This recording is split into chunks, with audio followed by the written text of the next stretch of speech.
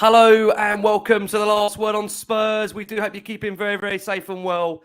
Thank you so much for joining us as we build up to the big North London derby weekend upon us. Yes, it is that time again on Last Word on Spurs. There are some nerves, there are excitement, there's anxiousness in amongst viewers, listeners, and of course our wonderful guests that we've got on joining us for this show. A man also stepping in to enemy territory, not for the first time this evening. Delighted to have him back on this show. Joining me on this esteemed panel, I'm delighted to have back alongside me, Jason McGovern is back. Jace, back on for what is a big, big North London derby at the weekend. You've been, again, seen of many, watched many, been at many. How are you feeling ahead of this North London derby to come? And you might have to unmute yourself, Jason, on this part. Yeah, it's the North v South London derby, Rick. Never forget that, mate. We're not playing Barnet and we're not playing, anyone like that. We're playing the South London team. Right, there you go. I must, again, corrected from number one there. Just Jason to correct me from number one. Delighted to have back alongside me, Jason. I've got wonderful Christina Zandes back on Last Word on Spurs. Chris, how are you? Well? All good, all good. I also just want to introduce another person here. This is here, Deli, I'm going to call him right here. Stole him off a fan from the United game. So whoever that was, thanks, mate, as Andrew would say. But yeah, Deli, as he was a great goal scorer against Arsenal a few games. That's probably the cringiest thing I've ever done on there, but there you go. So I thought I'd get him on. There you go. Well, why not? I think they're selling out right now. For those that are listening on audio, Christina Sharon is there proudly a kangaroo inflatable. I think they now you can't get them in stock. The handball factor clearly shining through, right? They've got mental on Amazon, I think. Yeah, they've got like over 100 people each week, like looking at them or something. There you go. One man I can tell you most certainly that is not buying that or anything else merchandise Spurs wise. But a man, I've got to say, when we say we're going to bring an Arsenal fan onto Last Word on Spurs, that is normally shut down with an absolute, that can't be happening, that should not happen, that cannot happen, that should not be allowed. But when I say it's Lee Judges coming on, there's an almost, okay, we can accept Lee Judges coming on Last Word on Spurs. And man, I've got to say that an Arsenal fan that many feel he's very, very honest, he tells it as it is. And look, I think I've struck up a good friendship with this man over the last couple of years, even though he's Arsenal, and Jason will kill me for saying that. We've got the wonderful Lee Judges back. Lee, it's only twice a season, mate, so we have to make the most of it. How are you, my friend? You well? Yeah, thanks very much for having us on. Delighted to be on, of course, delighted, Can you imagine that them sort of kangaroos being on the shelf back in the day? I can't see that. I couldn't have seen that, Can you give us one more of those? He's done it again, that Harry Kane. Listen, what Bayern Munich's Harry Kane? You can't beat him, can you? My God! There might be a counter on this show every time Lee mentions that. I've got to say, we've obviously the last few weeks we've tried to steer away of saying the guy's name, and for Lee coming back on first, maybe twice of the season, how many times will he rack up that bingo card of calling him by that name? We shall see. Lee, thank you so much. We are going to get obviously into the derby shortly, but Lee, let's just ask you quickly: feelings so far on the season for you as a fan and an outsider looking at Arsenal? Have things got going yet from your perspective? Do you know what? I've been a little bit I've been a little bit concerned. We've got the results, but I don't think we've been playing really that well. Dominating the game, but like at Everton, but we didn't really get a load of chances and everything like that. But we needed that game yesterday, a Champions League game, we needed that, So. And I listen, as probably a few of you guys know, my brother's a Spurs fan and everything like that. And he was over last week and he was confident. He was sort of saying, I reckon we might get something against you, like blah, blah, blah, blah, blah. You ain't playing that well. We ain't playing that well. And then all of a sudden he said, oh, you looked good last night, didn't you? So I think we need that one a little bit. Like a couple of my I wouldn't say Spurs mates, but people that I know have sort of gone, we didn't want that. We might have got you at the wrong time. But listen, it's a North London derby. I'll say that, a North London derby, and anything can happen in these games, and that's why I've always be a little bit cautious about it from that point of view. But listen, I always say this: we're at home. I think that's a big advantage in these games. So I'm a lot more confident when we're playing at home than we are away. How can you be at home when your home's 13 miles away from where you're playing it? It's going to be a long show, this one, you can tell. You have to get the Woolwich Ferry home. You know, you're not home. That Woolwich Ferry never You're works. homeless for about 115 years. It never works like that. I mean, and Ricky, we might as well leave them to it. And let's be really honest. Like, you know, Tottenham's in Middlesex, so we won't go too far. And Middlesex moved. Tottenham didn't. This could be a long show. I don't interrupt it. It must be bad, like, you know what I mean, that we come over from the south and took over the north. That's bad, isn't it? Like, you know what I mean? So it could be a long show. We're going to come back to Arsenal and Spurs very, very shortly. Got a bit of club news that I must just quickly fill in if I can. Scott Munn officially started work for Tottenham. That is, of course, on this Thursday. He was obviously originally delayed due to that prolonged exit from the CFG. We've had some news today, of course, alongside of that. He was chief scout in Leandro Gabardini. He has now departed the football club. Look, it's going to be all changed at Tottenham, you do feel now. Paratici also looks like he'll be departing the club very, very soon. Of course, he was working on a consultancy basis. Jace, I'm going to bring you back in to club news very, very quickly. What do you make of that? The fact that we've seen the chief scout depart, we're seeing, obviously, Scott Munn start today, and there's an appointment in the near future imminent for a new sporting director. Thoughts on that? Let's just see when it happens, mate. I think we all knew the Paratici thing would leave. I think, you know, some of the signings that Paratici's made have looked good so far, haven't they? So I think most people would have kind of wished he was staying on. But depends if he's behind bars or not, doesn't it? Let's be honest. We just don't know with Paratici.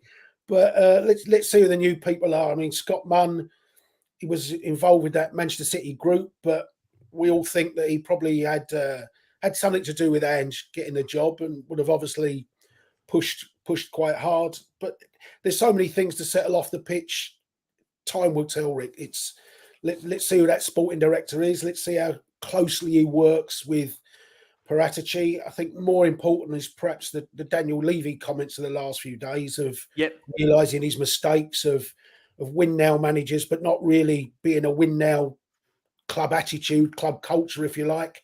So, you know, if you can align yourself at all levels of the football club, and we were talking off screen to Lee, with the Kroenkes, as unpopular as they were, they've, you know, the switch there really from Stan to Josh, he's aligned himself with the football club. And if you get all those tiers aligned, that's when you get your unified look and you start to move forward. But all the time you got managers fighting with bald, fans fighting with bald. It's hard. It's hard. Lee's lot have been there, and we've had that over the last few seasons, haven't we? Let's be honest. Absolutely. There's now calling for the fact that me and Chris should go elsewhere and let you and Lee carry on. So these two can carry on, press the red button shortly for more interactive content. I'll never talk to him again after tonight.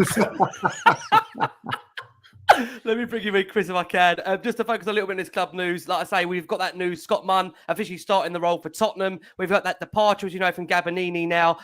Fabio Paratici shortly due to follow as well. And the fact for Tottenham now, as we stand, that there'll be this new sporting director coming in. It's weird because online that's mixed with, again, with social media, as you know, lots of different interpretations and feelings on that. Some disappointed the fact that Gabardini's moved on because he has been at the heart of some of Spurs' good signings over the course of the last 18 months. Of course, look, we've seen Romero come into the football club and do fairly well. The summer business in terms of Mickey van der Ven, obviously Vicario coming in, James Maddison coming through the door as well. Brennan Johnson, of course, on deadline day. What's your feelings on it, Chris? Is it early to tell? Or, again, do you think at the moment, got to wait to see how it pans out, as Jason mentions there? I mean, he's done a fantastic job at the end of the day, which is just why it's a bit gutting. It was I was really shocked to just read it today whilst I was at work because, you know, obviously we've all been hyped up with how Tottenham have been recently. And then this news comes in. So, you know, it's never a dull day being a Spurs fan, that's for sure. But, of course, he has done an absolutely remarkable job, in my opinion.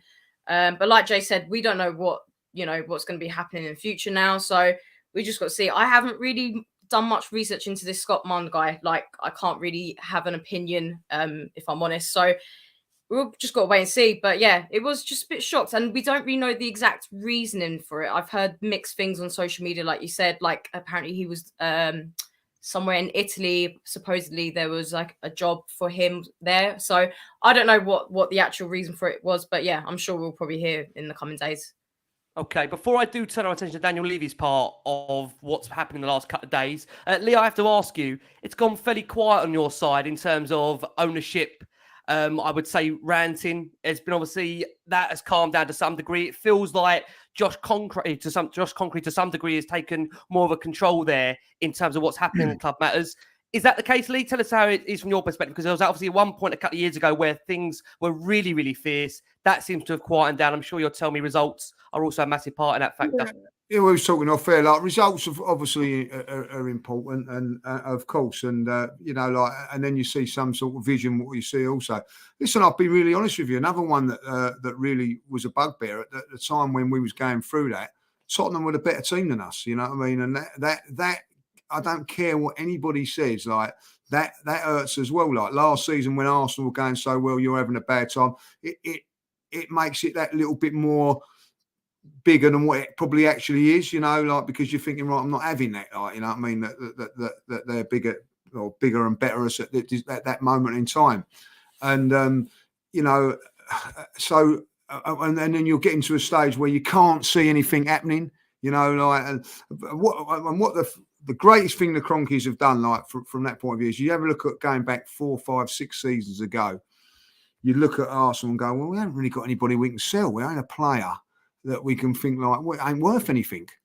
Now you look at the Arsenal squad, like it's worth over $1 billion. I heard them say the other day. You've got like players that you can potentially sell and whatever, like not that you want to, but there's assets there, like, if you know what I mean. And all of a sudden you start building from there. And one of the things it is with it, I'll say it now, obviously, like Spurs fans are not going to like Mikel Arteta. They've got the manager in with a vision and whatever, like. And I think that's what you guys have done now, where I'm going to be really honest, like from the last two managers, it's like they're doing you a favour to be at Tottenham. Like, this manager you've got now, he wants to be at the top. He wants to be at Tottenham. He wants to progress his career. He wants to make Tottenham the club that he thinks that they should be. And we all know they're a big club. And I think that, is somewhere you've probably been going down a road that you shouldn't have gone down. Now you've pulled back and going into another route. And yeah, I think that's what it is. You've got to be making right decisions off the pitch, which what we've done over the last few years. Sometimes brutal. Sometimes, when you look at the Aubameyang thing, you think, oh, well, maybe that ain't a great thing. I think Tottenham may have to do that with a couple of players and probably have done. And then winning does help. I don't care what anybody says. Look at, the feel-good factor with you guys at the moment. Like, it was doom and gloom at the beginning of the season. Got a few results, got a manager in that's come in and I don't care what anybody says, is very, very good with the press, very good, like, you could, and all of a sudden Spurs fans can get on board with this manager and then you start riding a wave and hopefully it's not a big wave, but from my point of view, but that's how I see it. And I think that sometimes you have to rip it all up, Rick, and start again. And I think that's what Spurs have looking to do. Yeah, you're going to have bumps in the road. I can tell you that now. We've had bumps. You're still going to get bumps in the road because it's football. It's football, like, So, but I do see Spurs in a better position than probably they were a couple of years ago. Even though I was panicking when you got Mourinho and you got Conte. Yeah. But once it starts, you get a couple of bad results, it spirals all out. I think if you lose, like Sunday, you're going to be gutted, but you're not going to lose your heads over it. You can see what's going on, like, and I think that under this manager and that, I think you'll be all right. You're telling me, Lee, you weren't worried when we got Nuno in charge? Well, no, he started off well. I'll tell you what, didn't he start off well? He did. He did. Like, yeah. I think actually come to the Emirates unbeaten, like, He did, yeah. That quickly just, well, I don't know what happened that game. I mean, that game, I tell you what, that game in itself, I think we all just felt that guy was clearly out of his depth. So at the moment, Lee, from your perspective, owner-wise, happy, nothing to really complain about from your side? Listen, you always want to, listen, we spent a lot of money this season. I'd have said, like, I don't know, you guys feel, I feel you've had a good transfer window and all that. You always want a bit more. Yeah. I don't care what anybody says, you know what I mean? Like, I would have liked another forward and a midfield player and whatever. But some, like, we are whether you like it, Arsenal and Spurs, they are sort of similar in the way that they go. They're not good. They haven't got a cash cow that's going to chuck money at it and all that. And do you know what? Sometimes along the line, I think that's what proper clubs do. You know what I mean? And should be like. You know. So as much as I'd like to have the Man City money at times and things like that, on the other hand, if Arsenal were to win the league last season or they go and win it this season, you look back on it and go, you know, that's how it should have been done, and so that's what I'll get behind that, and you know, Spurs will go down the same route, like, you know. So listen, Spurs' journey is going to be very interesting, like, you know. So but that's how I see you it. did chuck all the money at it to get promoted all those years ago because you never won promotion. Yes, that is quite true. Like, you know, we did FFP for what, 100 years. We did. Do you know, at the expense of Tottenham as well? Like, Exactly. Exactly. It's what, 93 years of cheating under FFP. Yeah, well, you know, so there you go. Like, it's one of those things, you know what I mean? And we've never been relegated since, like, you know. So and they talk about them still being a classy club. I mean, fraudsters for 93 years. You know, so. Jace, let me ask you if I can. Daniel, go on, Lee, you want to come back in there and write a reply? No, it's nice. I'll deny that, can they? Yeah, I love it. That's how I write a reply. Is there a right reply to that, Lee? Jace, let me come over to you. Daniel Levy has been speaking over the course of the last couple of days, more than what we've seen for the last couple of years. If you maybe take into exception that Cambridge interview that he gave, we've obviously had an interview to Bloomberg where he says he's got no real interest in leaving Tottenham, but has a duty to listen to any proposals that come in to potential investment in the football club. And he was also obviously speaking at the fan forum of course, earlier this week, where he did admit Spurs have got a buyback clause for Harry Kane. I think, again, there's still some interpretation as to how that buyback can be activated. But very quickly, James, before we get into Spurs Arsenal, which is what we're here for, thoughts on that fan forum? Anything really stand out for you from there that we should really be taking anything from massively? No, he kind of spoke exactly as I thought he would do. I went to the one, like I say, I referred to it, I think 6 years ago. It just astonished it was 6 years ago. But when Poch was there, I remember they did it just before Christmas. I think the fact that he had Ange and Sonny and the Beth England and that there meant there was a lot less questions for him. It was pretty tailored for that first hour, wasn't it? Submitted questions, and it was, you know, if there was ever an answer he gave, he was never going to be pushed on it. So, but it was good to hear him admit that he's made mistakes, and he does need to do this. I mean, your chairman can't come out and speak every week. You certainly don't want one like that. But we've all called for more transparency. I think we'd love a 60 minutes on him with just him there, or where it would genuinely be from the floor, not necessarily to bully him or hound him or something like that, but to get genuine answers to genuine questions. You know, like he said at the Cambridge Union, for instance, about, you know, we have to have a bigger stadium so that fans of, you know, the kids can come in and breed the next generation, but he puts match day prices up. And it was a brief mention, but, you know, it's still not a satisfactory answer, is it? That, you know, when you look at a football club that's turning over 500 million and the amount of extra revenue that brings in, it's what, 2.5-3 million a season. Is it really worth all the lack of, you know, the aggro that goes with it? You know, let's think if you genuinely built that stadium for kids, make kids' prices 10 quid at the most or something with a dad's ticket or something. That's how you do it. You don't price them out of a game so that dad taking his kid to Luton is suddenly, you know, 90 quid for a game against Luton.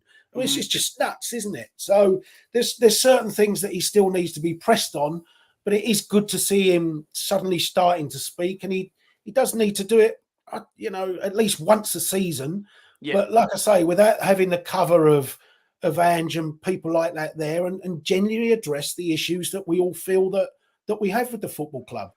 Yeah, I must say, it's a 90-minute, obviously, forum that did take place in which he was asked a range of questions. Again, like you make that point, Jace, you know, it's the first one in 6 years, and that was the first question put to him. It's been that long, 6 years. Do you think, Chris, coming over to you, and I get Lee's thoughts on it as well, do you think this should be more of a regular occurrence? And I would love to know the fact that, look, this has been Spurs' best ever start to a season since 1965. it's a very easy time to do it now when you consider what's happened in the last 6 years, given the fact of how Arsenal have finished above us last season, beating us twice, of course, in that season as well. Do you think, Chris, look, he's very, very lucky the way in which this has now fallen for him in terms of the arrangement, of course, of this fans forum? We're riding the wave. We've beaten Sheffield United in the style we had done at the weekend with those 2 late goals. Could argue it's been the best possible time for this to happen? Definitely. Levy knows what he's doing 100%. And I think he said things as well that was just to be like, obviously you guys know I'm not the biggest Levy fan, of course. But some of the stuff he said, I just thought I don't want to say it just, I don't believe him basically. For example, like the Harry Kane thing, what he said, I just felt like, was that really necessary for him to say that? And I felt, was that just his way to give Spurs fans a bit of hope right now at this time, just before the North London derby? To me, it's just all a bit of a play and a bit of a show. I didn't really listen to anything that I didn't take in anything that he basically said, to be honest. But the other thing I wanted to mention was Ange, how he came across. And I thought he was absolutely brilliant, the way that he interacted with the fans. And you can really tell with this guy, with all the hard characters and managers that we've had previously at Tottenham, he's come in and he's literally changing everything. Like the whole club at the moment. We're going into these games right now where the players have completely changed. They're fighting. They're passionate on the pitch. It's been such a long time since we have seen that as fans, and him interacting with us at that time with the fan form.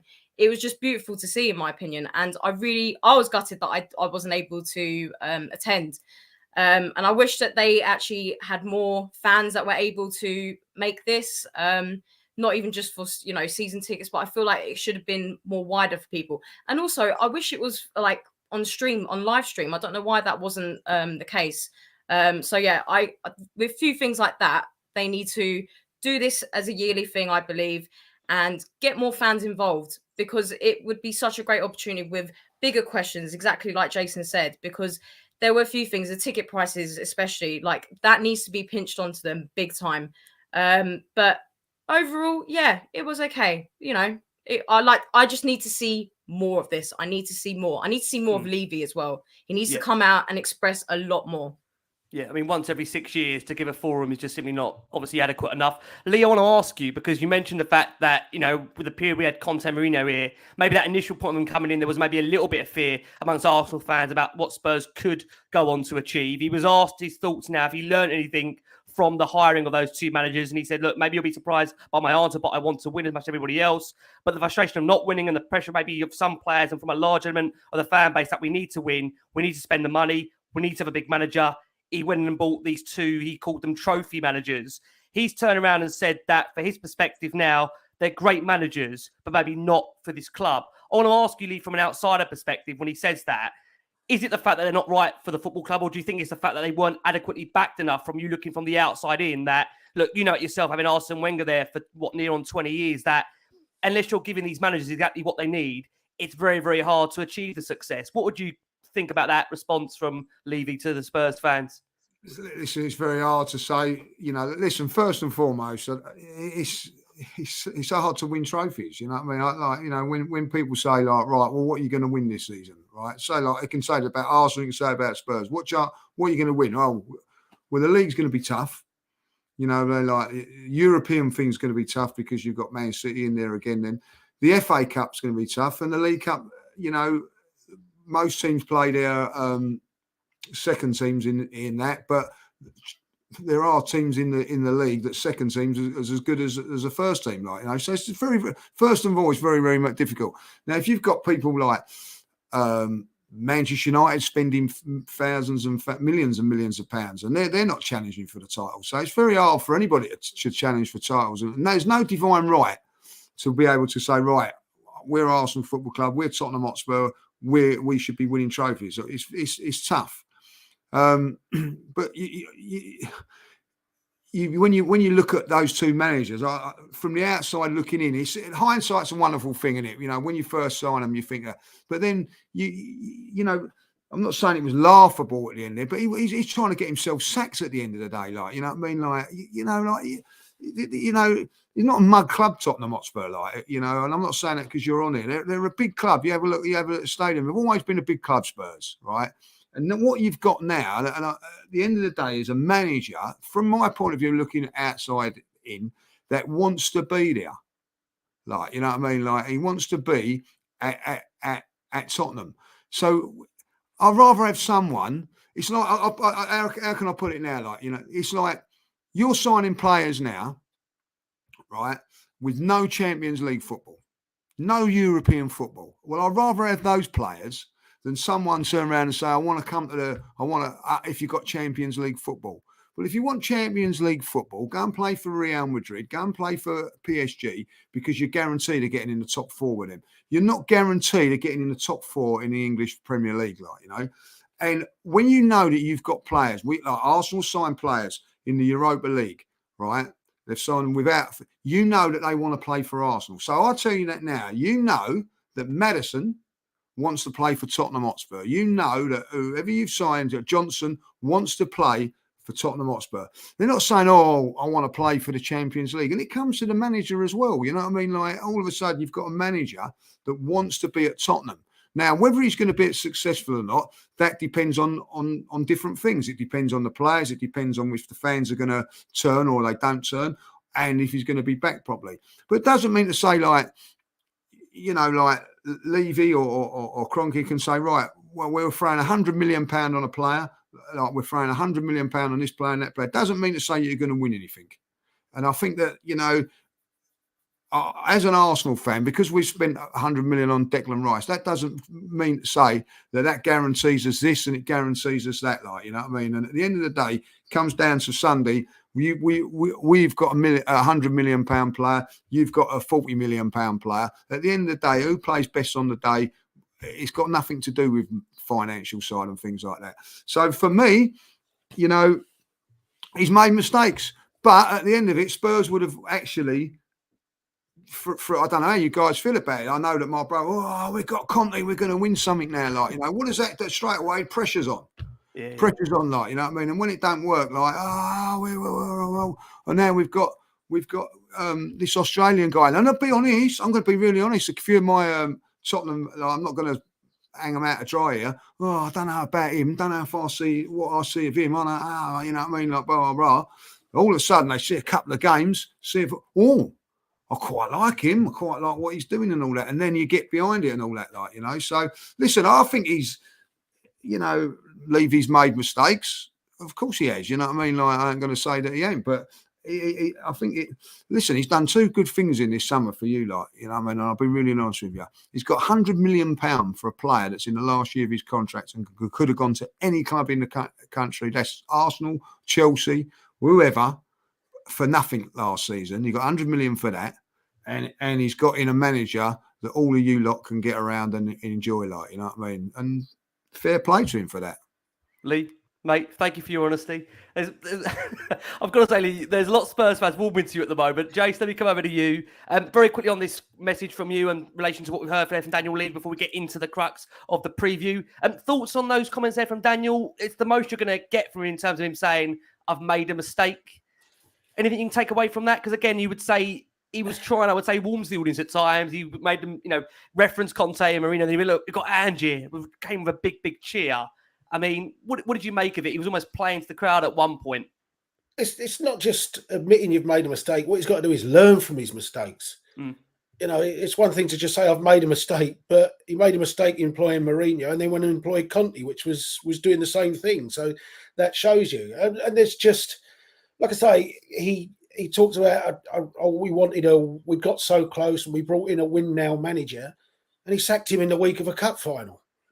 I mean, you know that, Rick, when we did the very first show when Mourinho was appointed, I think it was actually the night before he was appointed. I think you resigned before the show. I don't want Jose Mourinho anywhere near my football club. Yeah. And then we did the appointment show and I said, you can see what's going to happen with this. And that's not, in fairness, all at Mourinho. I think when you bring in a win now manager, you don't just become a win now club. There's, you know, Mourinho can go to a Man United when he went there. But Manchester United were used to winning. He could go to Inter Milan and, okay, they haven't won for 4 or 5 years, but they're a club that wins. You know, and it's like Mourinho could go to Liverpool. They've got a history of winning. But it's very different for Mourinho to go to a club that's not got a history of for a long, long time. And part of that winning culture is not just what the manager pushes in, it is the structure of the entire club is geared towards it. You go to Real Madrid, they are geared towards winning, aren't they? So when Mourinho goes to Real Madrid, of course he can win because the whole club is geared towards winning. But when you came to Tottenham, it's like, well, you know, we're trying to get into the top 4. And we know you'd like Skriniar, but we'll give you Joe Rodon. Then you're not going to be a win now club, are you? No. And you have to learn from that. But to do it, but let's hope the mistakes this time of genuinely. I've liked our transfer business this year of bringing in, say, Mickey van der Ven rather than still spent 6 weeks chasing Gvardiol, who's never going to come to Tottenham in a million years. Let's get the targets in that can make. I mean, Arsenal did it with Ben White and people like that, didn't they? When, you know, everyone accused them of overpaying, but they thought it's pointless going for these targets that Man Cities and the Chelseas at the time are getting. Go for ones that we can bring in, like Lee says, that want to come to your football club. Maddison is a great one because he could have gone to Newcastle and had Champions League football, but you saw that interview with him when I really want to be at. You just feel like looking at him, he wants to be at Tottenham in the way that Odegaard wants to be at. Went from Real Madrid down to didn't chase a level club with Real Madrid, and hopefully, like I say, the mistakes are learned and you improve from that because we need to. Yeah, absolutely. He said on the process of appointing Ange, it feels like a lifetime ago now. It was actually very easy because Ange, I would say, is just a normal bloke. It was on to have a conversation where we could talk about anything. He was very direct and honest. It was like someone who just tells me as it is, no one that plays games. And he was asked the fact, kind of alluded to who you talked about, but I think we can all maybe guess it. Look, it's not one that says one thing to me, someone to someone else. I'm not talking about anyone else in general, but the club needed to go back to its roots. And honestly, there was a lot of pressure on me to bring in somebody that was a big name. I just wanted somebody who understood our DNA, would play attacking football, and they'll give the young players a chance, believe in the academy, and would build a relationship. And he went on to paraphrase in the end. Look, I have to say with Ange, he's been a breath of fresh air. So look, again, those are the main key indicators out of that fans forum.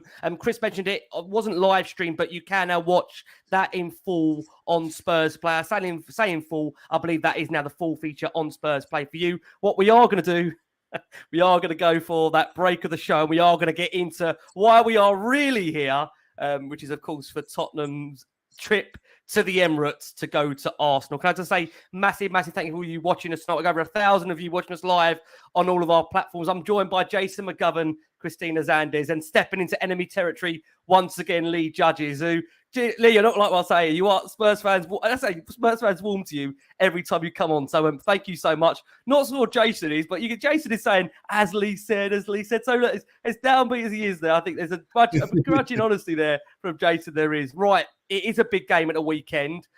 Lee, let me get straight into it from your perspective. What Arsenal are we seeing this season? I've heard a lot from the outside looking in. I've heard you a lot, of course, on AFTV and what you do. And I think you've been honest and said that to the degree at the moment, things haven't, as of yet, clicked. I wonder on the back of that Champions League performance, whether you feel a lot more confident going in to this derby, which, of course, is always unpredictable, but Arsenal have a formidable, strong home record. Yeah, like, you know, listen, when you play against Spurs, you know, there's always there's an air of worry. Of course there is, you know what I mean, because you're playing Spurs, you know what I mean. They're the team you don't want to lose to, like, you know, and there's more consequences if you lose to Tottenham than any other team, like, you know. But listen, I always think that, and I always say this, and I'll say it because I've been around, I know a lot of these Arsenal Spurs games and all that, like, home advantage is massive. Look, when Arsenal were at their real dominant, and I'm talking like going invincibles and all that, our toughest game was always White Hart Lane away, you know what I mean? But home we was okay. Away from home it was a real difficult fit. And I always think that it is now. You know, I've got more satisfaction out of winning at your place last season than I have for the lot 4 or 5 times we've won Emirates, because I know it's a difficult place to go and play and difficult place to go and win. Very, very satisfying. Same as it is if you win on Sunday, like, you know. So listen, I'm going to go there and I always respect Spurs because of, I've had my arse burnt once before, like, you know what I mean? In 91, I honestly went to Wembley thinking that it was just a formality, like, you know what I mean? And it turned out to be still the worst game I've ever attended to in a game of football. And so I don't take it for granted that we're going to win. Like, the one thing that I do like about it from an Arsenal point of view now to it was a few years ago is that I know that Arsenal are a good side now. So I feel that like, the confidence of if Arsenal turn up and play to their best, then I think Arsenal will win. A few years ago, Tottenham were the better team, and it was it was tough, and you have to take your pill and swallow it, especially at White Hart Lane. And the last time we ever played at the old White Hart Lane, totally outplayed. I think Czech made, unbelievable saves. Otherwise, it could have been 4 or 5. Yeah. So, listen, I'd love to give you a good spanking and good hiding, like, but it just doesn't happen, like, you know what I mean. So it's always a tough place, tough game to go. But I do think because we're at home, I think that gives us a big advantage, and I'll be disappointed if we don't win on Sunday, like, but I respect the opponent, and like I don't know about you guys, I fucking hate these games. I don't it's like horrible. But and do you know what? The good thing about it for me is we had yesterday to concentrate on, so I've only got Thursday, Friday, Saturday to worry about it, like, Yeah. But like, I'll guarantee you, I don't care if you've had 7 injuries going into Saturday night. I still will not have a great night's sleep, you know what I mean? Like, because the worry of it, But then, like, if you get the result, as you will know and all that, like, there's nothing better than beating Tottenham, and for you guys, it's the same beating Arsenal, like, So, I think our front four is, if it clicks like it did yesterday, I don't think there's a lot of defences that can cope with that. Like, I honestly, I'm not being biased in that. I've been blown away how good Jesus is. I have, like, I mean, I'll be really honest. I mean, when Richarlison and Jesus were up for grabs, I was saying, I quite like Richarlison. I remember you saying it, yeah. Yeah, I didn't. I thought, well, easy there. But now seeing him live and seeing him over the last season, like, he's a game changer for us. He makes us click. He hasn't played the last couple of games. We've been a bit bitty. As soon as he plays for his first start yesterday, we blow a team away. So, yeah, I've got to feel confident. Of course I have, you know what I mean? Because we're the Arsenal. You know what I mean?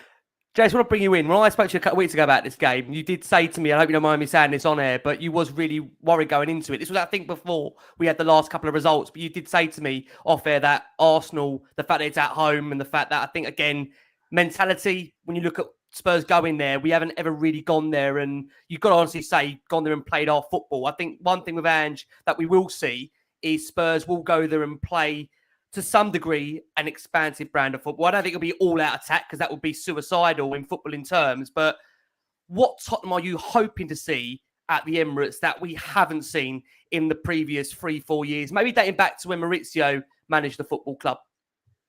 I think it's just one that competes there.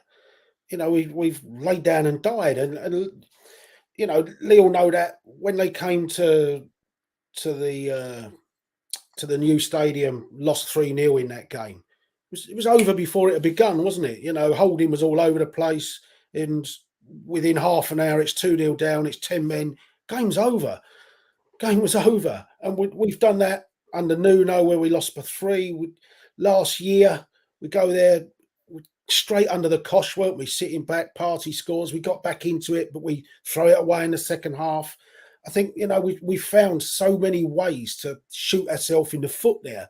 Just ridiculous things that you do. And I think that's my problem with the games. And it's not just because Arsenal have similarly done that there. I remember Lacazette scoring a brilliant goal at Tottenham, and within a minute it was a stupid back pass, wasn't it? And Sonny scored. It's like players, you want to see players play those games with passion and aggression. But the most important thing is composure and intelligence.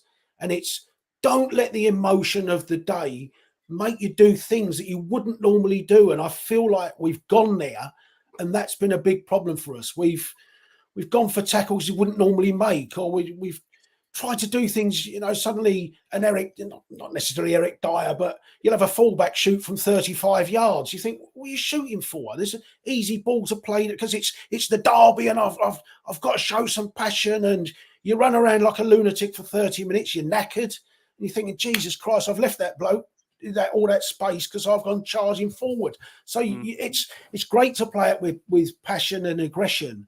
But like I say, it's got to be with composure. It's got to be with intelligence. It's got to be with a degree of calmness. And I think we've really struggled to do that. I mean, the couple of those 5-2s, remember Eddie Bayor got sent off really early, and you can't do that. That was very similar to the Rob Holding type thing, wasn't it? A ridiculous 2-footed, he gets himself sent off. And you're thinking, you've got 70 minutes now with 10 men. So I think, both teams have been guilty of that. Maybe that's partly the atmosphere because it is such a partisan thing for the home side, and it does get you. I think you do feel it more when you're the away side. You think, your fans are so desperate to go to the other place and get a result, isn't it? You think we've got to get something at home, but to go there and win is something different. And maybe we've failed to do that. That's why people like Bentancur are a big miss, because there's a bloke who is totally composed and calmness. And I think Declan Rice is a calm type of player. He won't get wound up in the way that Granit Xhaka could come to Tottenham, and you think he's going to do something stupid because he wants to go down the end and do all this to his supporters, and he can do something stupid. So that's what you've got to do in those games. Just calmness and keep your nerve. Yeah, it's a great point you make there, Jay. So we'll come back around and ask you about that as well in a second. Chris, to bring you in, look, Arsenal, as we've seen, have always been the ones that have been the lead in this fixture in terms of being able to do the job at home. Like I say, you've got to look back for Tottenham last season. That was that first defeat for Tottenham in nearly, 10 years in the first home defeat for Spurs. So, again, you'll look at the fact that Phil Arsenal's home record is really, really strong. But I've got to say, the one thing we've enjoyed about watching this Spurs side under Ange is that there's a fearlessness about it. There's a young Spurs side, and maybe the fact that they are so young and so fearless, that this unwanted record that hangs over us, of course, just the one win at the Emirates, which you have to go back all the way since 2010.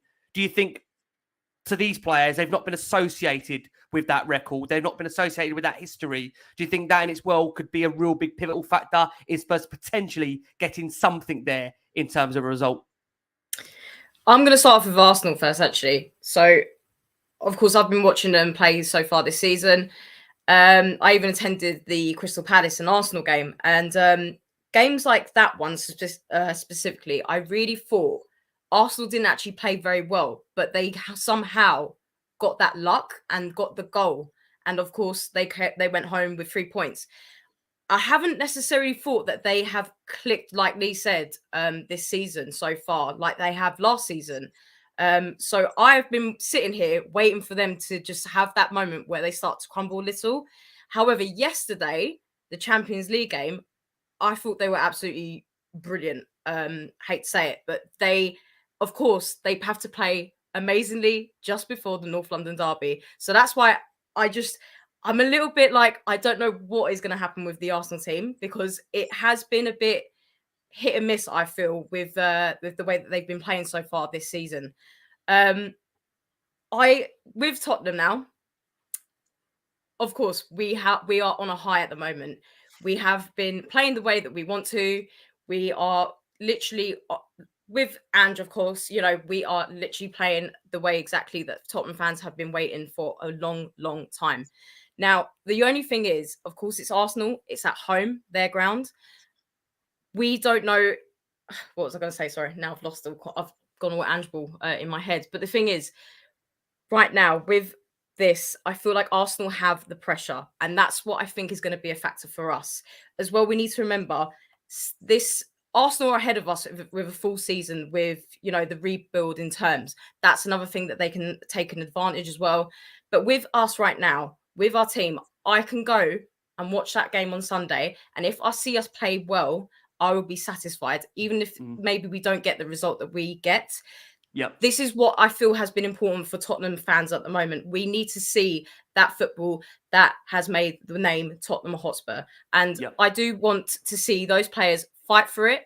Exactly how they did at Sheffield. Of course, we were losing, but right at that end, you know, we fight back and we got the result that we wanted, literally. Because before that, we would have just thrown it away, stayed back and been like, yeah, we're done. We've lost the game. But we didn't do that. We fighted for it. And that's exactly what I'm hoping to see on Sunday, whatever the result is at the end of the day. But it is going to be Arsenal are going to have, you know, the more pressure to win that game. And that's what I think is going to be a positive for us. So I think it's going to be a very entertaining game as well. I think it's going to have quite a few games. So, guys, fans, I think we just need to appreciate what we're going to see, and we'll, you know, go from the result afterwards, because at the end of the day, it's all about the bragging rights, isn't it? So, yeah, of course, both of the teams we haven't even lost, both Arsenal and Tottenham haven't lost a game yet as well so far this season. So it's just going to be all about the bragging rights. But for me, I don't feel as nervous as I usually do for some reason with North London derbies. I just feel like I want to sit back and I want to enjoy this football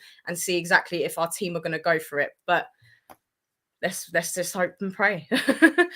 Lee, we have been here before, mate, as you know, because we were in a similar position when Antonio Conte Spurs played you for the first time. I think Spurs were unbeaten going into that game, of course, at the Emirates, where, again, there was a lot of high hope, a lot of expectation. And I think, Jason, we actually watched it together that day, if you remember. We were doing the game, I think, live from Beavertown. And, you know, watching Spurs that day, I think we all felt they were holding themselves back. And as we've seen under Mourinho, a similar style. Lee, how do you think you'll feel there? Maybe seeing Spurs be a bit more expansive. Do you think that's going to maybe suit Arsenal more because there'll be more gaps to maybe plug? Or do you go into the game with a different mindset? I'm just really interested to know that, because, again, from your perspective, it might be a different setup you've been used to now, going back to Maurizio, which is, 3-4 years ago now? Yeah, it's a great point. Great listening to that. Like, you know, listen, I hope Spurs do come and attack, because, like, you know, we haven't had that all this season. PSV done it a little bit yesterday, and we opened them up and we had a lot of space to do those things. I think Arsenal do struggle when teams put low blocks in against us and it hit us on the break, and we are vulnerable to that, like, because we're putting so many players forward. So if Spurs come and attack, I think that will suit us. I hope that they do. It's a great point there, because I do think that if Arsenal lose this game, it's a lot more damage done. And I think that with Tottenham, if you know, I don't know if I'm speaking for Spurs fans, but I'll say what I think. I think that if Spurs come to Arsenal tomorrow, Sunday, give it a good go and lose, they can dust themselves down and go, do you know what? We give it a go. At least we've given it a go. We haven't done it in the last few years, and move on from it. Dust themselves down and go and beat Liverpool, which I think that you will do at home. If Arsenal lose, Arsenal then are in a bit of a position where they've got obviously like the League Cup game, forget about that. But then we've got our next home game after that's Man City at home. So all of a sudden, like, lose that one, and then we are 8 points off of Man City, title already over, because you can't give them 8 points. You know what I mean? So there is, that's a great point. You know, there is pressure on us to win this game, like, you know, but with pressure, you know, that is what home is all about. You've got to have some sort of pressure put on you at home. You've got all the advantages. You know what I mean? We've got to, you know, the atmosphere at the Emirates is second to none now. Like, it's really like stepped up over the last few years. So, you know, you have to press home your home advantage. So that's how I look at it. But I do think it's not like a free hit for Tottenham. I don't necessarily go along that route. But what I'm saying is that Spurs can go there and they can go, do you know what? It's a little bit what he's been doing these last few games. You sort of said, do you know what? Like, if I give it an expensive thing, and, you know, because when you go back to the Man United game, deservedly beat them, but he could have. They missed a couple of chances. It could have gone the other way. It didn't. You was brave, got the result and all that. Like, so if you look at it like that perspective, then Arsenal, you know, it's like Spurs can give it a go, and it. I'm pretty sure all Spurs fans will go, well, all right, they're a good side, and we're away from home, and take the positives out, the negatives are there. But for us, it would be like, hold on a minute, we're better than Spurs at this moment in time. We're at home. That's not a good result. You know what I mean? Like, you know, and as an Arsenal fan, I'm going to be really honest with you. I don't know how you feel about that. I always say, beat you at home, draw away from home, like, you know. And I'll be honest, if we get a draw in that game, I'll be looking at it as disappointment because we're at home and you've got to win your own games. Where I think if you got a point, you go, well, I'll tell you what, we'll take that. We come out unbeaten at the Emirates. So I do get that there's a little bit of pressure on us this game. Like, you know, I don't know whether fatigue are coming in where you haven't had to do nothing for the last week where we have. I don't know if that plays in or not. Don't know because we haven't been there in the last few years, so I wouldn't know. It didn't really affect. If I go back on it, didn't really affect our results when we weren't in Europe. But what it does do, it gives you time to get players on the training ground and get used to what you're doing and things like that. Like, you know, so I listen. You know, I am worried because it's a game of football. Anything can happen, like, you know what I mean. But I am confident because I'm confident in the players we've got and things like that, and the team that we've got. But you know, listen, I just want us to win, and that's it, like, you know what I mean, and move on, and as you guys will there, like. But if you're going away from home, I always think, like, you know, I'll take a point. So, like, you've got 2 results, we've got 1 result at home, like, you know, and that's how I see it, really. Lee, can I ask you just generally for you, looking at Spurs, do you even look at it, even a contest with regards to who's going to finish above who? I mean, look, it was 24 points, the swing last season between the 2 football clubs. I don't think we can any of us ever imagine it's going to be anywhere near 24 points again. So I'm really intrigued to know from your perspective how close you feel the clubs will be for this season. Well, listen, I'll be really honest. I put Tottenham in my top 4. I think Tottenham, you know, I know there's 5 places get Europe this season, but I do think that Spurs are a better team than Man United at this moment in time. You've got the feel-good factor coming in like that. Listen, if Tottenham come above Arsenal, I'll be pissed off and, like, you know what I mean, like, I mean, Arteta should be like looking to get a sack, like, you know, because if you look at the players that Arsenal have got, Arsenal got better players at this moment in time. So there's something wrong if that was to happen, like, you know, and I'll be like not very, very happy about it, like, you know. But what I'm saying is that's over a 38 season. On a one-off game, anything can happen, like, you know what I mean? So that's where the worry comes in. But I think, like, you know, over the course of the season, I think Arsenal will. I do think that, you know, I think Arsenal will be. I'm not saying that we're going to win the title and that, but I do think Arsenal, us, and Liverpool will be the 3 teams challenging Man City who will eventually come out on top, like, you know. And Tottenham will be basing it on, you know, on the others. But listen, you know, at the end of the day, I think Spurs would take. If I said to you guys now, you take 4th and Arsenal above you, I think you'd say you'd accept that. I'm pretty sure, like, you know. So, you know, I do think Arsenal in a good place at the moment, like, you know, but. You know, we'll see on Sunday. We'll see what the gap is. I think what I think what I'm saying with my Spurs mates and everything like that, and, you know, that they feel that Spurs are a much better side. Well, it's hard to say, isn't it, really, when you say you're a better football side without someone like Harry Kane, but you're a better team. Do you know what I'm saying? Yeah. Like, you know, you've got Harry Kane. You can't not be a better team with Harry Kane in it. Like, Bayern Munich, Harry Kane. You cannot be. I wasn't going to bring him up, but you, of course, were bringing him up there. This is the first time for you in 10 years that Spurs Arsenal are not going to have a Harry Kane in the fixture, the same way there's not going to be at the time of Thierry Henry. Let me ask you, as an Arsenal fan now, not having to play Harry Kane, how does that make you feel, given the record that he did have at the football? Well, between the 2 fixtures, in terms of that, does that make you feel more confident, or how do you feel about that now, Harry Kane not being involved in this fixture?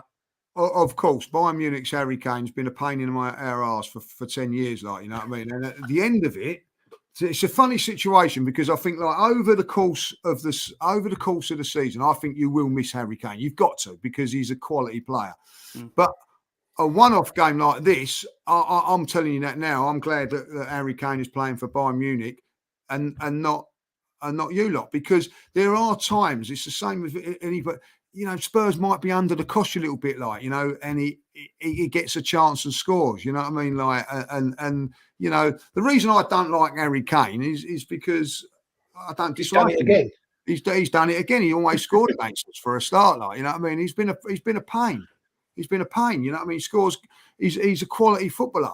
So I think Spurs I'd rather have him not in the team. Do you know what I mean? Like, you know, like if he say he was playing, if he was at Spurs now and he was injured, and you said, "Oh, he's injured," of course I'm going to be delighted that he's not playing in the game. So from our point of view, that him not playing is a good thing. But I do think that Tottenham. How can I say it? Like, I've played football. You know, you've got a top player. You think you're playing in a game. It's psychologically you're thinking, well, all right, he'll do something, Harry Kane. He'll do something like that. And then when he's not there. Oh, I better do something because he's not there, sort of thing. Like, do you know what I mean? Like, so I think that Tottenham may at the moment it's going well for them, like, you know, but eventually somewhere along the line it's gonna you're gonna miss him. You can't turn around and say, like, you know, like, how can I say at the moment? You're not missing Harry Kane at the moment, are you? Like, you know what I mean? If you know, not at present based on results, but yes, No. yeah. But you know what I'm saying? Somewhere along the line, you know, you can't take a world-class player, and that's what he was, Bayern Munich's Harry Kane. He is a world-class player, right? You've took him out of the team. It's got to affect you somewhere along the line. And a one-off situation against Arsenal and Spurs, I'll be honest, I'd rather have Harry Kane playing for Bayern Munich than playing for you guys. You know what I mean? That's how I see it. Lee, we respect your honesty. Go on, Chris. Ricky, can I just ask Lee one question? Is obviously now Kane's gone, but is there any one particular player at the moment that you're a bit nervous about for Sunday? Tottenham player, of course. So, two, if I'll be honest. 2.5. I think Madison's a quality player. You know, and I'm going to be honest, like, you know, I don't like him now, but, you know, he's a snip at 40 million.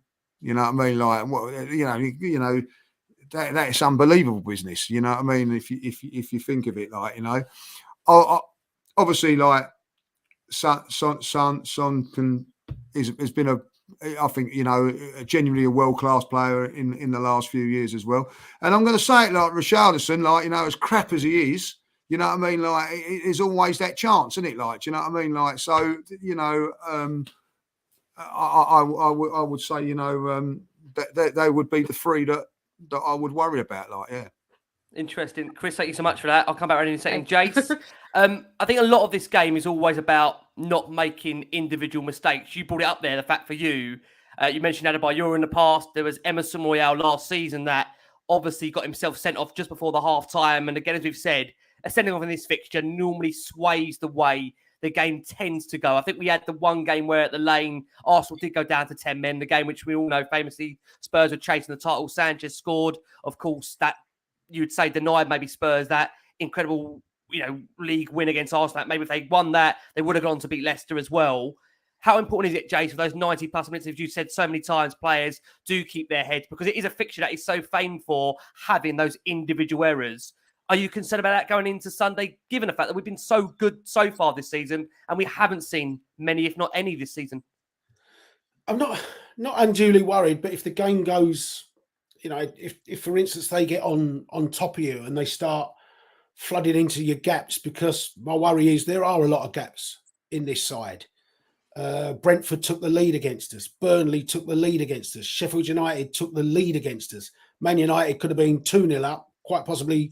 You know, if they'd give the penalty for Romero's handball, VAR would never reverse that decision. And, you know, Bruno Fernandes missed that gilt-edged header, didn't he? Rashford had chances. So, you know, if you start going 1-0 down and then Arsenal are picking holes in you, we know that Christian Romero's one that can dive into tackles, doesn't he? He hasn't done this year, thankfully. But it wouldn't surprise you if he decides to cut Gabriel Jesus in half or Havertz in half, does it? And suddenly, you know, you're down to it. I think that the pressure comes more when you are backs to the wall. Rob Holding famously at Tottenham did the same thing. It's when you need the cool heads around you as well to just cut. I mean, you know, that Rob Holding night, I cannot believe that nobody went up to him after the first incident and said, you know, have a word with him. And Arteta didn't shout out anything from the. We saw that in the All or Nothing the documentary. There was no instruction to him to calm down. Tomiyasu, I don't think they had a word for him. Gabriel didn't. They let him do it a second time, and then they let him do it a third time. And you think, you know, where's the leadership here? So you've just got to be careful of those moments. You use your brain, but people do lose their heads in these games. But you know, one of the, like I said, Granit Xhaka would traditionally lose his head, particularly in games at Tottenham with constant yellow cards, leaving yourself short. So that's what you got to be careful of. I don't want to see Porro get a yellow card after 12 minutes because he's got caught out of position and then had to side someone down, and you're then playing 78 minutes with him on a yellow card. You can't do that. You've got to have some intelligence there. But that comes from Ange, and then players on the pitch have got to calm themselves down. I wonder, Chris, look, the way Spurs have started this season, the results we've had going into it, how much do you think we can really feed off that Sheffield United game? And again, I know I must bring this up. The Arsenal mates that I've got, and I know Jason doesn't have many, if not any. So we're making an exception tonight for him. We really are, with the wonderful league judges joining us here. Chris, given the Spurs Hold on, start... he's not my mate. I said to you, once he's gone, I'm never speaking to him again.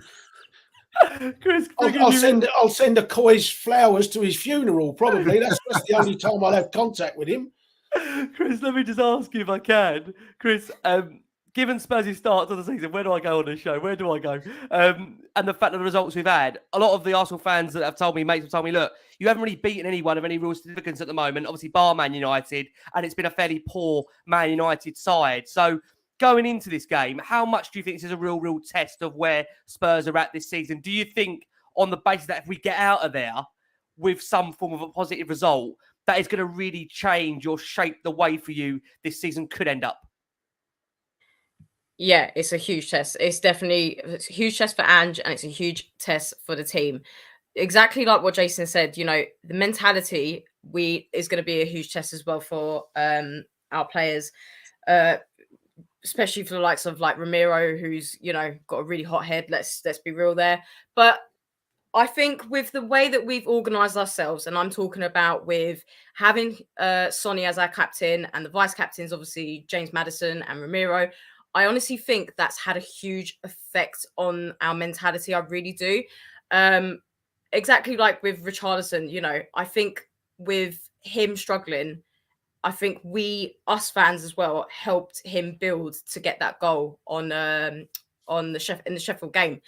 And I think all of that is what is going to be very, very important for Sunday's game. It's like I've said to you guys already, though. It's just how we're going to play this game that is going to mean the most to me, for my opinion. If we don't get the result and we play absolutely incredible, happy days. Like, to me, I'd rather get a win in Liverpool. Well, I want the draw at Arsenal and get a win with Liverpool for the next game. That's how I want to see it right now. But yeah, I do think with Sonny being our captain as well at the moment, I think he's really boosted the players up, really making them shine individually. Because to me, when Kane and when Hugo was captain, I didn't really get that team bonding. I don't know what it was. It just lacked everyone being together. But we've now got a team that feel like they are all friends with each other, and they want to go out there and get goals. They want to get a win, and they want to do it for the fans, for the club, and for the manager. And that's why I feel we can come out with this very positive. So it's all going to come down to that game. It's going to be a huge test for Ange as well, especially. So I'm honestly I think it's going to be a very entertaining game of good football as well with Arsenal. So it is going to be a huge test. But again, like I said, this is going to be pressured onto Arsenal more to win the game. So we're just going to have to see where it goes. Fingers crossed, though. Chris, let's get a prediction to kick things off with you. What are you going to go for? I hate doing predictions for this, man, because I feel like I curse it whatever I say. Okay. I'm going to go for a draw because that is what I feel would be great even if it was a draw. So I'm going to say, I feel like there could be quite a lot of goals, as well. I'm going to say 3-3. 3-3. Okay. Interesting. Yeah. Interesting. Okay. Lee, let me come around to you. I've got to ask you, mate, at the same time. We'll ask your prediction where you are with Arteta, because the last time he was on here, which again, we go back to a year ago, Arsenal were starting the season fairly well, but obviously that was on the back of not an absolutely sensational campaign. Given the fact of how close you did come to the title, and those that do watch you and see you on obviously the various things you do with relation to Arsenal, where are you now on the manager, given that you've heard us here for about an hour, wax lyrical about Andrew's been in the role for only, 6-7 weeks, and everybody is so in love with him. I know you've heard this before about other Spurs managers. Where are you with Arteta at the moment for you as your manager on the back of last season? How obviously that came to an end? Yeah, listen. I think he's doing a fantastic job at Arsenal. I have to say that. He won the FA Cup in his first year, of course. Tactically very good, and then for the next couple of years, I'll be honest, Ricky. I'll say it as it is. I think he's been very fortunate to keep in a job like Arsenal, but he's won me round. He's won me round with performances like. I don't know how you guys feel, but there was a time when I was going to the Emirates when it was a chore to go. You know what I mean? Thinking, bloody hell, we've got Southampton at home. I don't really want to go. It was a chore. Now it don't matter who they've got. I'm buzzing for it. So thank you for doing that. It's not just about winning. It's the way you win as well, the way you play and things like that, and the way that we play. We play some bloody good football. I know you guys probably wouldn't have seen the game on Wednesday, but some really good goals as well. I can tell you, Jason definitely hasn't seen it. We knocked some good goals in there, and so we are an entertaining side. So I'm very much, with Arteta. There's a couple of decisions, guys, that I'm not gonna be. I'm not 100% behind at this moment in time. But listen, Can I ask you on that? I don't want to delve you, take you further into it, but the one that I think Spurs fans looking from the outside in, they maybe can't work out is the one around the goalkeeping situation. Yeah. Because the Ramsdale-Raya debate, which you all know as well, Spurs in the summer were heavily linked to David Raya coming in being the number one. It appeared that Spurs had identified him as the first choice very early on during the summer. It then appeared that based on the asking price, Spurs then decided to switch tact and go for Vicario. Look, to be fair at the moment, has not put a foot wrong, I have to say, about Vicario. But look, we're going into a North London derby. These are the games where, for goalkeepers, for a first appearance, this is where you are going to be really tested. Hostile crowd. Everybody's going to be up for it. This is the game that we're really going to see, can Vicario handle it? Looking at your situation with the goalkeeper, bearing in mind that it appears that it looked like at the start of the season, Ramsdale was the number one. It appeared from the outside looking in. Now it appears that David Raya has started the last two. Has there been a shift there? Can you understand it? Does it need to have happened? What's your thoughts on that very quickly, Lee? Well, listen, do I think it should have happened? No, I don't think Aaron Ramsdale deserves to be dropped. You know what I mean? I don't think he's done anything wrong. The fact of the matter is that Raya's come in 2 clean sheets in 2 games. So, you can't argue with that. People turn around and say, well, we haven't been that busy, but that's not his fault. Everything that he's done well. I just think it was an unnecessary thing to do. That's my opinion. You know what I mean?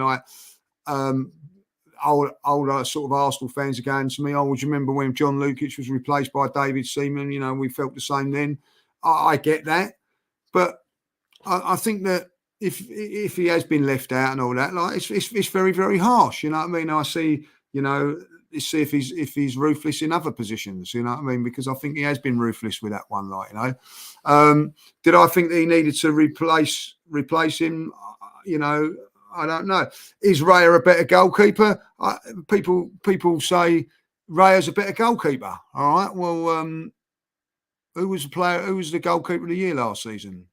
And that was Aaron Ramsdale. So where was Raya playing last season? Was he not playing in the Premier League, or was he playing in the Premier League? I think you find that he was playing at Brentford. Yep. So I don't really get it. I think, if I'll be honest now, I think Raya will start on Sunday.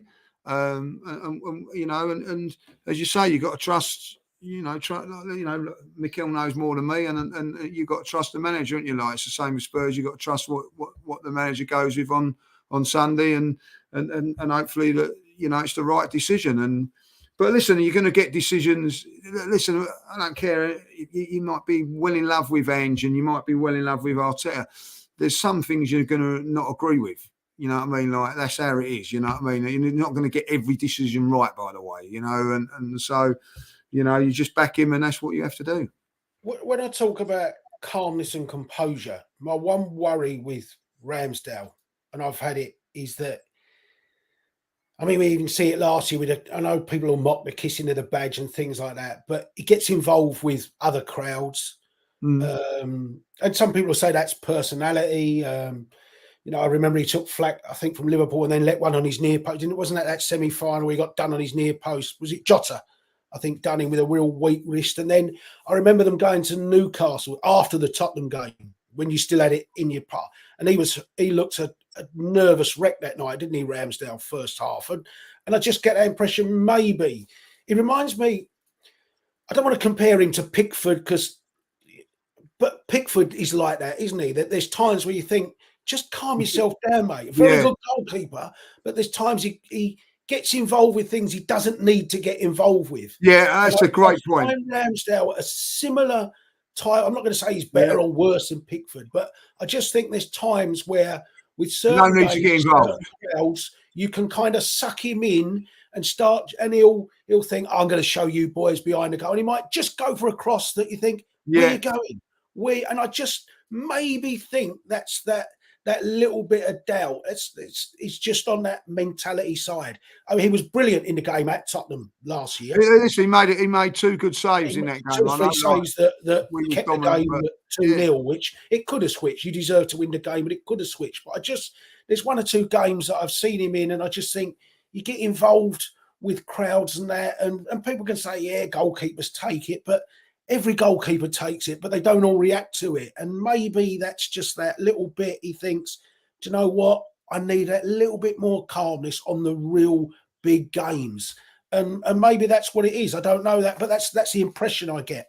And Raya looks that really calm type person. Yeah. I get the feeling that Ramsdale will make more saves, but maybe there'll be just 1 or 2 little bit more mistakes in Ramsdale. But the idea that you can play one for 70 minutes and you might bring another one on for the last 20 minutes, in which case, to me, if you were genuinely thinking of going down that line, you pick 2 goalkeepers that are real opposites. You pick one that wants to come and dominate his box and one that plays out with his feet. You don't have 2 people that want to play out with their feet. I just don't get that. What do you make that comment, Lee? I've got to ask you on that. What do you make that, Jason? I think it's a terrific comment. I think, there are times when Ramsdale, maybe, if I have a criticism, he tries to get involved in the game when it's not unnecessary to, but in saying that, I don't think he's done anything wrong this season. If you look back at the game against Fulham, he saves a last-minute chance, which was it Forest? I think it was Forest. We could have lost that game, and Fulham as well. Yeah, and as you say, as good as we played at Tottenham last season, he had to play. He made 2 very, very good saves at important times. Liverpool away last season, I remember, if it wasn't for him, we lose that game. So, listen, it's harsh, but football is harsh business. You know what I mean? It's ruthless, and so you have to say it is. And I'm a big Ramsdale fan because, for one of those reasons that Jason says it, he gives it to the fans and all that, and we can get behind that a little bit, but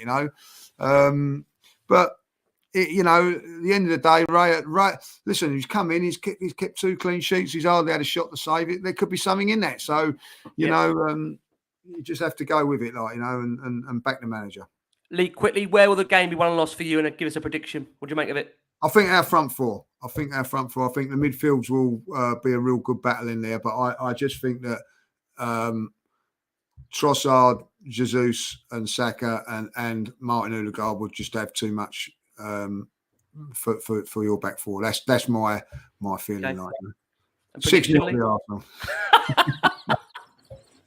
I've got a feeling it's going to be either 3-2 or 2-1. I think it's going to be a close game. I do think that. I can't see either team walking away with it unless there's a stupid sending off or something like that, as Jason said earlier on. Yeah. I think it'll be a tough game, and I'm going to say it now.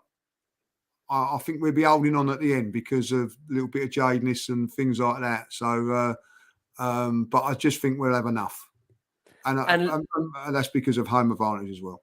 And the final one from me: if you don't win the title this season, is it a failure? No, it's not a failure. If we don't challenge for it again, it's a failure. But but there's no guarantee. Listen, I never thought we'd. Do you remember we went to that show last? So I did say that I was a second, and everybody took the mickey out of me. But I'd seen what I'd seen in America. Yeah. I still think that we're not at the level of City yet. But I think that if we don't challenge for it, I would be disappointed, like, you know what I mean? And listen, you know, people were mocking that. It was a great ride last season, like, you know what I mean? Like some of the results and coming and, you know, having games that meant something, like, you know, for a very long time, when like there were times over the last few years, you're out of the title race in the first, well, by October, and you think, oh, all right, well, we'll get on the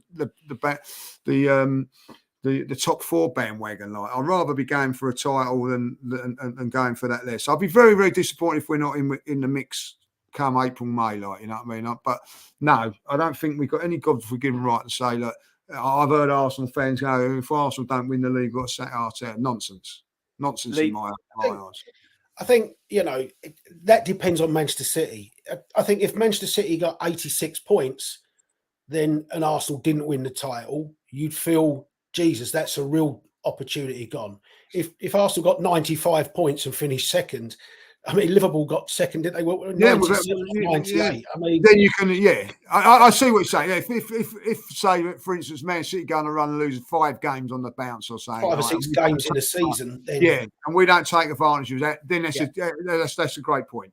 You know, like, then Liverpool, you know, I think you're right. Liverpool will be punching in there as well. Yeah, I do think that they will be, like, you know, so, you know, but like, yeah, I think if it's depending on the circuit, I think Jason makes a great point. I can't believe I'm agreeing with him, like, you know what I mean? But like, if you actually, in the circumstances, how it goes, you know what I mean? Like, so, you know, like that's a great point. So, but I'll be disappointed if we're not challenging. I will be disappointed.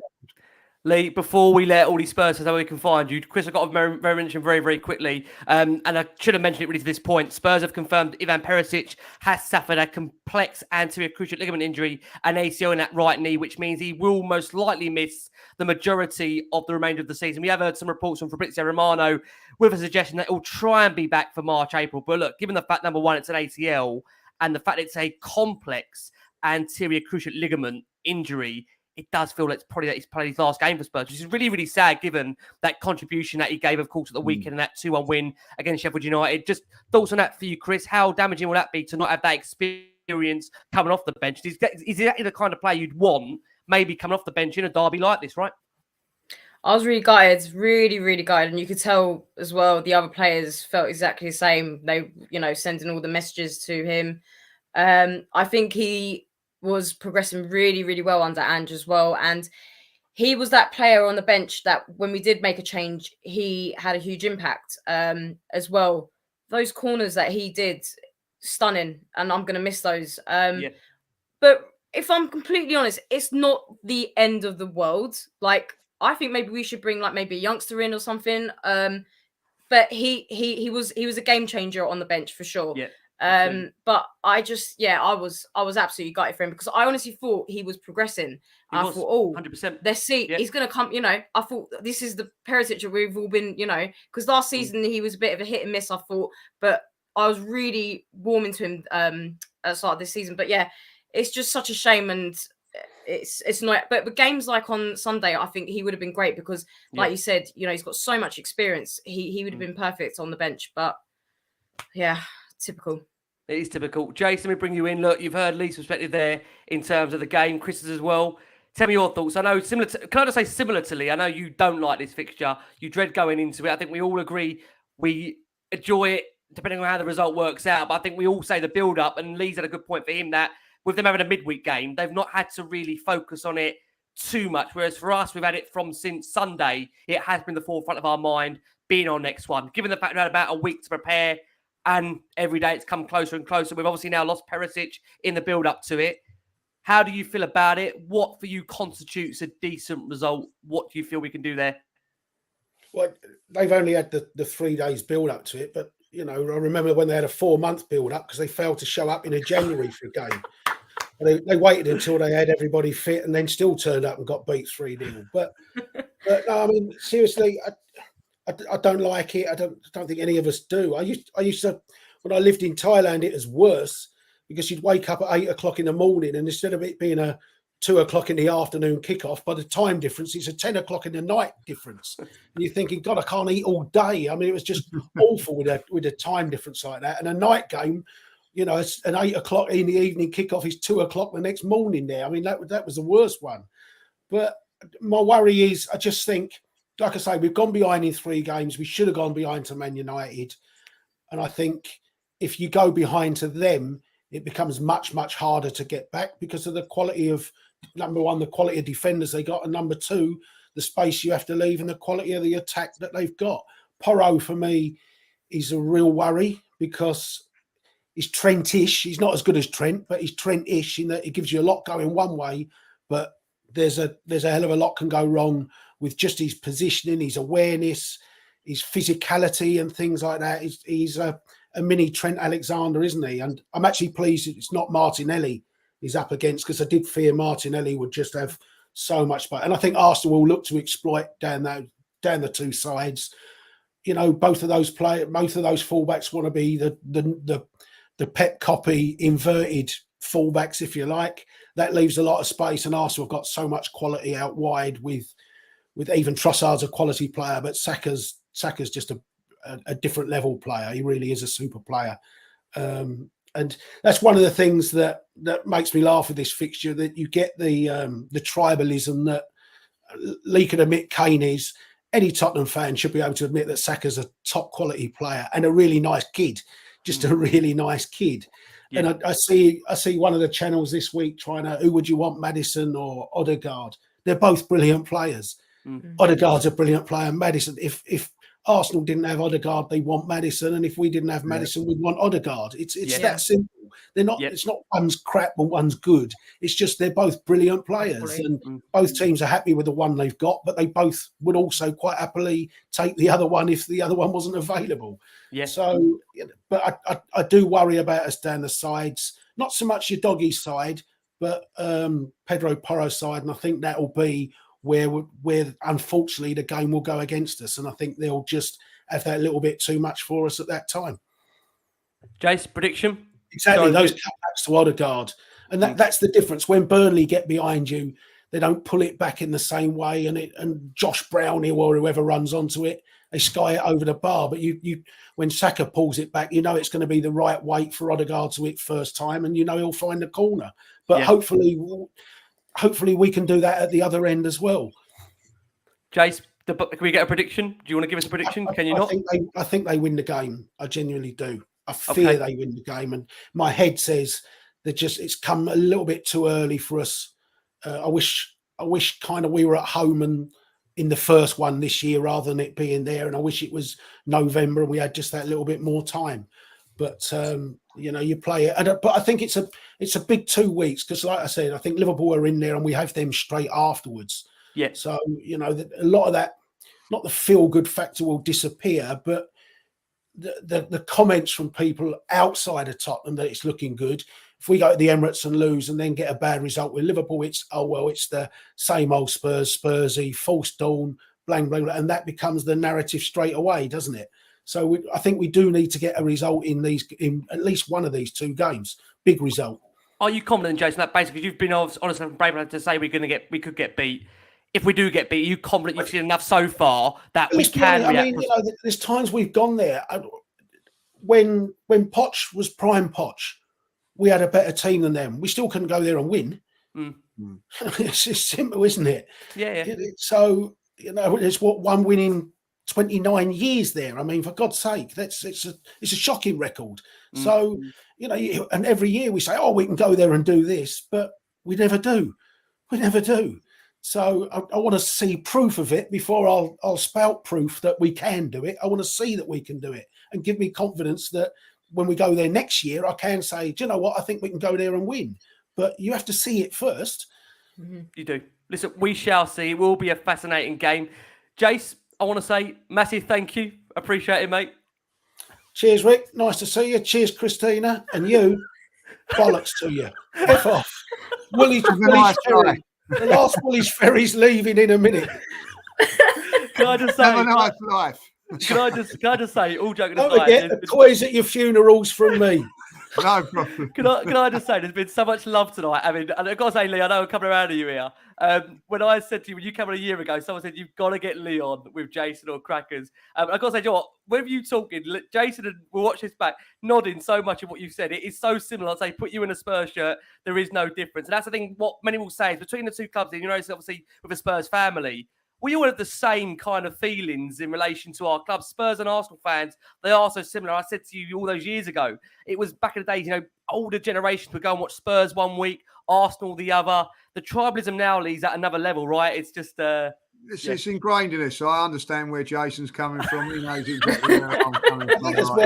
The other thing that's changed, Rick, is that the games have become a little bit more meaningful. I mean, when they had the Invincible, when it was Henry and Vieira, that's a great Matthew Etherington and Raul Fox and people like that, it wasn't a meaningful game, was it? I mean, you used to go there and think, we'll budget on a 3-0 defeat. It was so one-sided. It was pathetic. But, you know, over the last, 10 years? 9-10 years or something. Yeah, I agree. You know, the clubs have, one's finished fourth, one's finished fifth, one's finished third, one's finished fourth. There's always been something on it that makes it a meaningful game. That's what's changed as well. And no disrespect as well when I say this, and I'm not disrespecting Spurs when I say this. There was times when, you know, like the football fixtures come out. I was looking at Man United before Tottenham, but nowadays, when that fixture comes out, when we got you lot, you know what I mean, like and that. So listen, it's a special game for reasons. You know, I've been brought up like half my family Spurs, half Arsenal. So it's, you know, it means that a little bit more to win for that reason. But it's embedded in us, you know what I mean, like. Unlike Jason, I've got like friends that are Spurs fans and all that. Like, I live in a Spurs area. You know what I mean? Like, so it's what happened? Listen. I mean, the story was my granddad's a Spurs fan. He used to take us over to Spurs one week, and then the following week I'd go with my dad to the Arsenal. Like, and one day my granddad said, like, you know, we're up the Spurs when Martin Chivers was back there and playing and all that. Like, and I said, no, granddad, I think I'll give it a miss. It's the best decision I ever made. Like, you know. Lee, can I just say, mate, I mean, Jason won't agree with this, but for all the Arsenal fans that are out there, you are the one that many, like I say, Spurs fans can listen to and bear. So, mate, I want to say a massive thank you for coming on. I'm sure we'll share the reverse fixture, and I'm sure Jason will be as jolly as this one for that one, mate. So thank you so much. Really appreciate it. No worries. But, you know, it'd be a pleasure. And I just hope that, you know, it all goes tits up for you. That's all. You wouldn't want it any other way. You wouldn't want it any other way. Can I just confirm that you are coming to the last LastWordOnSpurs Christmas party at Beavertown? Is that still on? Oh, yeah, I'd love to come in there, like, you know what I mean? So, I have to go there with little Spurs with a tin hat on, I tell you. I think you might do, yeah, quite frankly, a tin hat. Honestly, mate, been a pleasure. I think you're safer than Robbie and Ty. I tell you, Chris, thank you so much. Great show, right? What about Chop? We don't want to keep this pair apart, right? We've been good. We've been decent. I'm just enjoying this conversation. I feel like I'm at the pub right now, just having a pint with you guys. But it's funny again, with each of what they've said, you come away from it, everyone's just so we're all similar. We all want the same thing. We all want to see an exciting brand of football. We all want to see each other how we play. And I think the great thing about it is that the game itself, there is you know, rightful decent banter there. And the fact again is, I think we're going to learn a lot about both teams after these 90 minutes. Again, there's been that point again with Arteta. Has it been just a one season, you know, wonder in terms of some degree fighting for the title? I think we're going to know a lot, Lee, aren't we, in terms of where the two sides are when we do go through these next set of fixtures. 100%, like, and of course, you know, one of my best, like, another thing that I'm ingrained with you bloody lot is, like, one of my best mates' son used to play for your team, like, you know what I mean? So obviously, like, got that, you know what I mean, as well. So, and he's now the bloody coach there. So I can't wait for him to leave your fucking club, you know what I mean? But, it's one of those things. So yeah, we all want the same things, you know what I mean? Like, and what we want is, I want Arsenal win the league. You get relegated. You want it the other way around, like, you know do you really want us relegated? Would you not? Fucking right, I do. Of course I do, because I can't stand these two games. I'll be honest. Who are you going to hate though for the rest of the Premier League? If we got relegated. Teams there, and Chelsea, Man United, like, you know, I hate Chelsea just as much as I do Spurs, but because Spurs, it's ingrained in you. You've got to hate Spurs. You know what I mean? Like, you haven't really got a real divine right to hate other teams, but You Yeah. have with that. But there's also, I've been really honest, there is a respect with Spurs. I've always felt that they're a big club, you know what I mean? And, you know, passionate supporters. And, so, like, there's a respect there. But, like, you know, that's about it, like, you know. So, but, you know, I do wish you lose every game. That's I ain't lying when I say that. Like. But I still have I no know respect you for a feel club the that same. pays for promotion. No, I will no. never have respect for a club that pays for promotion. And also have a club that's won Luton, two I mean, titles look in at your Luton ground. That Town. must Little hurt. Luton That must Town hurt, like, have earned the right to be in the Premier League with Bournemouth and Wigan Athletic and teams like that. And yet, you know, this classy club from South London has to pay to get up Do there. you know what makes that, Jason? What makes that really worse is that every club voted for it as well. Like, you know what I mean? Ridiculous. So every club in this country. We already hates know Spurs. everyone hates us. Hey, Leicester City have this mock rivalry with us for I some know, reason. it's All of a really sudden weird. as well. Still on about it. I don't know what you I do. mean- You know what I mean? It must be the fans. There's got to be I someone that love being why everybody hated. hates I love Spurs, being like, hated by everyone. Listen, it will be a fascinating derby. I want to say again a massive Jade, thank you. Chris, thank you Cheers, so fella. much. Lee, thank you Thank so you. much, mate. We'll pick up with you, Cheers, Lee, take care, guys. with the reverse fixture. God knows where we might be at that time. God knows where we can be. Oh, Listen, one thing, Rick, quickly. Go on. After the derby, the golf's on. Solheim Cup. Get into the Solheim Cup, boy. Get into the Solheim Cup. tell And the ya. following week's the Ryder Cup. So there's definitely golf on. there you go. You had it all there. Jason McGovern leading us out. That's from Jason and Chris from the wonderful league judges. Guys, we've been the last one on Spurs. We're going to be in for a big frantic derby. Keep safe, keep well, enjoy the game. Let's hope we've got the right result. We're back with you on Sunday for instant reaction. As always, please keep safe, keep well, and as always, come on.